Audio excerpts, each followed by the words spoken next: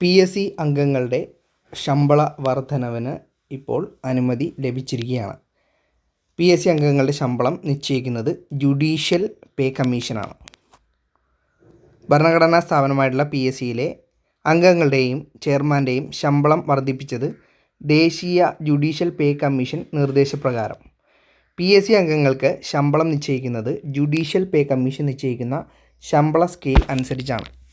എല്ലാ സംസ്ഥാനങ്ങളിലെയും PSC ചെയർമാൻമാർക്ക് ജില്ലാ ജഡ്ജിമാരുടെ സൂപ്പർ ടൈം സ്കെയിലിലെ പരമാവധി തുകയ്ക്ക് തുല്യമായിട്ടുള്ള ശമ്പളം നൽകണം എന്നതാണ് നിർദ്ദേശം. അംഗങ്ങൾക്ക് ജില്ലാ ജഡ്ജിമാരുടെ സെലക്ഷൻ ഗ്രേഡ് സ്കെയിലിലെ പരമാവധി തുകയ്ക്ക് തുല്യമായിട്ടുള്ള ശമ്പളവും നൽകണം. ജുഡീഷ്യൽ പേ കമ്മീഷൻ നിർദ്ദേശപ്രകാരം രാജ്യത്തെ എല്ലാ സംസ്ഥാന PSC അംഗങ്ങളുടെയും ചെയർമാൻ്റെയും ശമ്പളം അതത് സർക്കാരുകളാണ് നിശ്ചയിക്കേണ്ടത്. ഇപ്രകാരം 10 വർഷം കൂടുമ്പോൾ ജുഡീഷ്യൽ അംഗങ്ങളുടെ ശമ്പള പരിഷ്കരിക്കണമെന്നാണ് ചട്ടം. എന്നാൽ 2006 ശേഷം 2016 ശമ്പള പരിഷ്കരണം നടന്നില്ല. 2019 പുതിയ പേ കമ്മീഷനെ കേന്ദ്ര സർക്കാർ നിയമിച്ച് 2022 റിപ്പോർട്ട് സമർപ്പിച്ചു.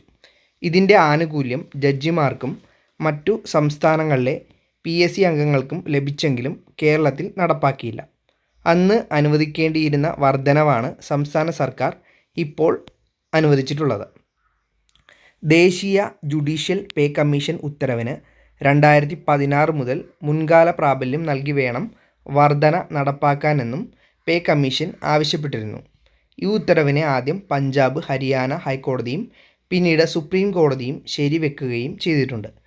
PSC അംഗങ്ങളുടെ ശമ്പള ആനുകൂല്യ വർധനയെപ്പറ്റി പഠിച്ച് റിപ്പോർട്ട് സമർപ്പിക്കാൻ വേണ്ടിയിട്ട് ചീഫ് സെക്രട്ടറിയെ സർക്കാർ ചുമതലപ്പെടുത്തിയിട്ടുണ്ട്. ജുഡീഷ്യൽ അംഗങ്ങളുടെ ശമ്പളം പരിഷ്കരിക്കണം എന്നാണ് ചട്ടം. എന്നാൽ 2006 ശേഷം 2016 ശമ്പള പരിഷ്കരണം നൽകിയില്ല. അതാണ് ഇപ്പോൾ അനുവദിച്ചിട്ടുള്ളത്.